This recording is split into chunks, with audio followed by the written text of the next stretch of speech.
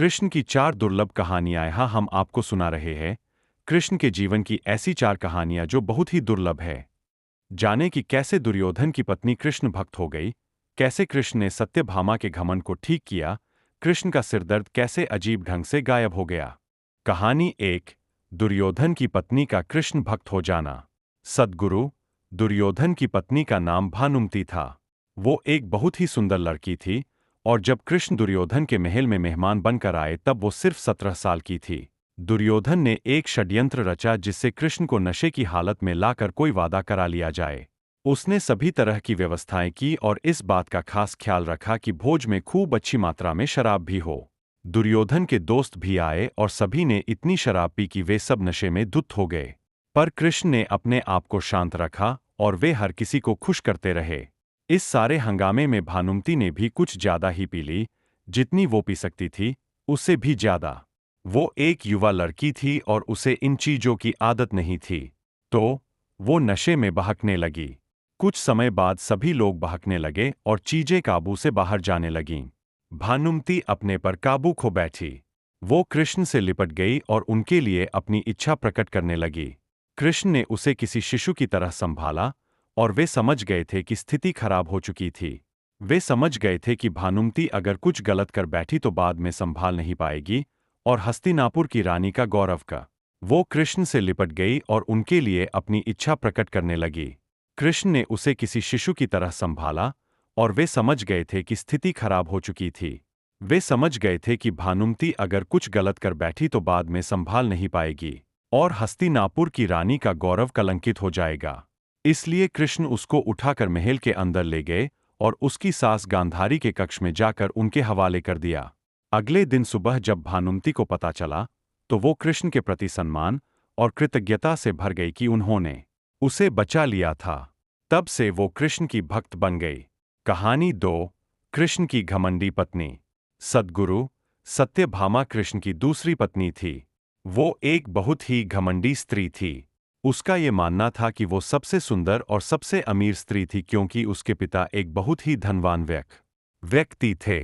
तो सत्यभामा जितने और जो रत्न और आभूषण और संपत्ति चाहती थी वो सब उसके पास थे। स्वाभाविक रूप से घमंड उसकी एक बड़ी समस्या थी।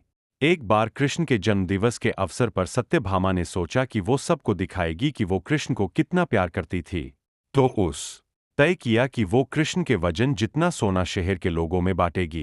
एक बार कृष्ण के जन्मदिवस के अवसर पर सत्यभामा ने सोचा कि वो सबको दिखाएगी कि वो कृष्ण को कितना प्यार करती थी।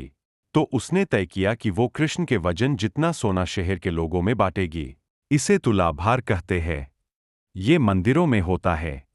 लोग एक बड़ी तराजू में अपने वजन के बराबर का मक्खन, घी या चावल या कुछ और रखकर वो चीज लोगों में बांटते हैं। चावल, नमक, दाल या सोना या वो कुछ भी आप दे सकते हैं जो देना चाहें। ये प्राचीन परंपरा हमारी संस्कृति का एक हिस्सा है। सत्यभामा ने तुलाभार की व्यवस्था की। लोग बहुत प्रभावित हुए पर कृष्ण पर इन बातों का कोई असर नहीं हुआ। वे जाकर तराजू के एक पलड़े पर बैठ गए। सत्यभामा जानती थी कि उनका वजन लगभग कितना है, और उसने उतना सोना तैयार ही रखा था। पर जब उसने सब सोना दूसरे पलड़े पर रखा तो कांटा जरा भी नहीं हिला, कृष्ण का पलड़ा थोड़ा भी ऊपर नहीं हुआ। ऐसा ही कुछ तब भी हुआ था जब कृष्ण एक शिशु थे। एक राक्षस आकर उन्हें ले जाने लगा। तब कृष्ण ने अपना वजन इतना बढ़ा लिया कि राक्षस वहीं गिर पड़ा और कृष्ण ने उसके ऊपर बैठकर उसे कुचलकर मार डाला। क्रिया योग में एक ऐसा तरीका है जिससे कोई योगी अपना वजन बढ़ा या घटा सकता है। ऐसी बहुत सी कहानियां हैं कि ऐसे योगी भी थे जो पहाड़ की तरह भारी हो जाते थे। तो इस बार भी कृष्ण अपना वजन बढ़ाकर तराजू में बैठ गए। सत्यभामा ने उतना सोना दूसरे पलड़े पर रख दिया था जितना उसके हिसाब से कृष्ण के वजन के बराबर था, पर कुछ हुआ ही नहीं। तब तक शहर के सभी लोग ये घटना देखने के लिए आ गए थे। तब उसने अपने नौकरों से वो सभी गहने मंगवाए जो उसके पास थे। एक के बाद एक वो गहने डालती जा रही थी और सोच रही थी कि काम हो जाएगा, पर कुछ नहीं हुआ। तब उसने वो सब कुछ भी रख दिया जो उसके पास था, पर पल्ला जरा भी नहीं हिला। वो रोने लगी क्योंकि ये सब उसके लिए बहुत शर्मजनक था। सारा शहर देख रहा था और उसके पास पर्याप्त सोना नहीं था। वो जो हमेशा अपनी संपत्ति के बारे में इतनी घमंडी थी, उसके पास पर्याप्त सोना नहीं था और उसे समझ में नहीं आ रहा था कि वो क्या करे। तब उसने रुक्मिणी की ओर देखा, जिससे वो बहुत जलती थी और हमेशा परेशान रहती थी। उसने रुक्मिणी से पूछा, अब मैं क्या करूं, क्योंकि ये बात सिर्फ मेरे लिए ही नहीं पर तुम्हारे और हम सब के लिए भी बहुत शर्मजनक है। मैं क्या करूं? तब रुक्मिणी बाहर गई और तुलसी के पौधे के 3 पत्ते उठा लाई। जैसे ही तुलसी के वे पत्ते उसने तराजू के दूसरे पल्ले पर रखे, कृष्ण का पल्ला तुरंत ही ऊपर आ गया। कहानी 3। कृष्ण का अर्धभक्त। सद्गुरु। एक दिन कृष्ण दोपहर में खाना खा रहे थे और सत्यभामा बहुत ही खुशी और गर्व के साथ खाना परोस रही थी, क्योंकि वो ऐसे व्यक्ति नहीं थे जो रोज खाना खाने घर पर आएं। उसे ऐसा अवसर कभी कभी ही मिलता था कि वो उन्हें खाना परोसे, तो वो ये बहुत खुशी और आनंद से कर रही थी। खाने के बीच में ही कृष्ण अचानक उठ खड़े हुए और हाथ धोए बिना ही दरवाजे की ओर दौड़ने लगे। सत्यभामा अवाक रह गई और बोली, अरे, ये क्या है? खाना तो खा लीजिए और फिर जाइए। कृष्ण बोले, नहीं, मुझे जाना जरूरी है, और मुख्य दरवाजे की ओर दौड़ पड़े। पर अचानक वे वापस मुड़े और खाना खाने बैठ गए। तब सत्यभामा ने पूछा, आप इस तरह क्यों दौड़ पड़े और क्यों वापस आ गए? ये सब क्या है? कृष्ण ने जवाब दिया, मेरा एक भक्त जंगल में बैठा था और उसके जीवन प्राण ही कृष्ण कृष्ण कृष्ण हो गए थे। मैंने एक भूखे बाघ को उसकी ओर आते देखा तो मुझे जाना पड़ा।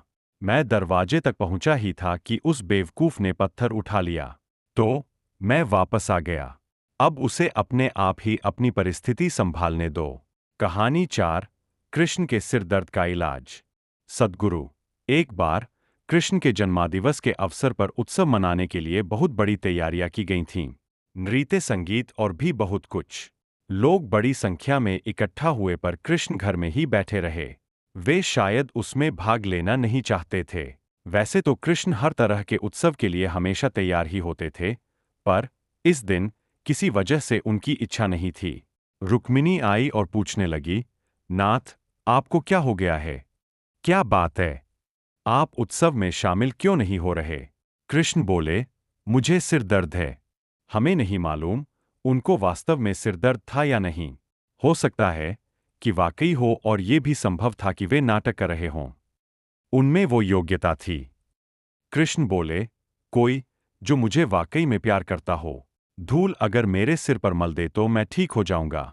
रुक्मिणी बोली, हमें वैद्यों को बुलाना चाहिए। तो वैद्य आए। उन्होंने हर तरह की दवाइयां दीं। कृष्ण बोले, नहीं, ये सब चीजें मुझ पर असर नहीं करेंगी। लोगों ने पूछा, तो हमें क्या करना चाहिए? धूल अगर मेरे सिर पर मल दे तो मैं ठीक हो जाऊंगा। रुक्मिणी बोली, हमें वैद्यों को बुलाना चाहिए। तो वैद्य आए। उन्होंने हर तरह की दवाइयां दीं। कृष्ण बोले, नहीं, ये सब चीजें मुझ पर असर नहीं करेंगी। लोगों ने पूछा, तो हमें क्या करना चाहिए? तब तक बहुत सारे लोग इकट्ठा हो गए थे। सत्यभामा आई, नारद आए। हर कोई परेशान था। क्या हो गया? क्या हुआ है? कृष्ण को सिर दर्द है। हम उन्हें ठीक करने के लिए क्या करें?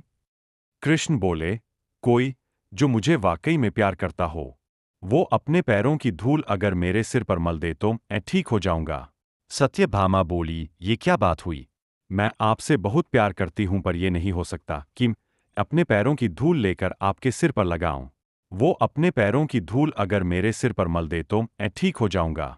सत्यभामा बोली, ये क्या बात हुई? मैं आपसे बहुत प्यार करती हूं, पर यह नहीं हो सकता कि अपने पैरों की धूल लेकर आपके सिर पर लगाऊं। हम ऐसा काम नहीं कर सकते। रुक्मिणी रो रही थी। हम ये कैसे कर सकते हैं? ये तो आपका अनादर होगा, अपमान होगा। हम ये नहीं कर सकते। नारद भी पीछे हट गए। मैं ऐसा कुछ भी करना नहीं चाहता। आप स्वयं भगवान हैं। मुझे नहीं मालूम कि इसमें क्या रहस्य है। पता नहीं इसमें कौन सा जाल होगा। मैं अपने पैरों की धूल आपके सिर पर रखूंगा तो हमेशा नरक की आग में जलूंगा। मैं ऐसा कोई काम करना नहीं चाहता। ऐसा करके हम नरक में जाना नहीं फैल गए। उत्सव मनाने के लिए लोग कृष्ण का इंतजार कर रहे थे, पर कृष्ण सब उन्हें बहुत लेकर बैठे थे। फिर ये बात वृंदावन तक पहुंची।